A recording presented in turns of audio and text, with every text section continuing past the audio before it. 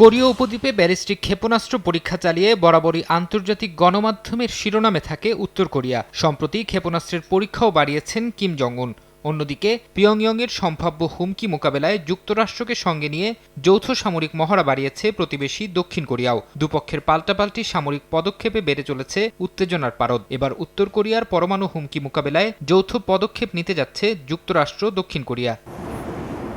বার্তা সংস্থা রয়টার্স এক প্রতিবেদনে জানিয়েছে, সোমবার দক্ষিণ কোরিয়ার রাজধানীতে বৈঠক করেছেন ওয়াশিংটন সিউলের জ্যেষ্ঠ প্রতিরক্ষা কর্মকর্তারা। সেখানে উত্তর কোরিয়ার পরমাণু হামলা মোকাবিলা ও পাল্টা পদক্ষেপ ইস্যুতে যৌথ গাইডলাইনের বিষয়ে গুরুত্বপূর্ণ আলোচনা হয়। দক্ষিণ কোরিয়া ও যুক্তরাষ্ট্রের মধ্যে উত্তর কোরিয়ার পরমাণু কর্মসূচি সংক্রান্ত তথ্য আদান প্রদানের বিষয়েও কথা হয়। নগদে 500 টাকা বা তার বেশি পেমেন্টে পেতে পারেন ঢাকায় জমিসহ 20 কোটি টাকার পুরস্কার। এদিকে কোরীয় উপদ্বীপে চলমান উত্তেজনার মধ্যেই উত্তর কোরিয়া সফরে যাচ্ছেন রুশ প্রেসিডেন্ট ভ্লাদিমির পুতিন। সব ঠিক থাকলে আগামী সপ্তাহে হতে পারে তার এই সফর। পুতিনকে স্বাগত জানাতে এরই মধ্যে জোর প্রস্তুতি শুরু করেছে পিয়ংইয়ং। উত্তর কোরিয়ায় নিযুক্ত রুশ রাষ্ট্রদূতের বরাত দিয়ে গণমাধ্যম জানিয়েছে, সফরে প্রথমে উত্তর কোরিয়া যাবেন পুতিন, এরপর সেখান থেকে যাবেন ভিয়েতনাম। ফারহাদ চৌধুরী, সময় সংবাদ।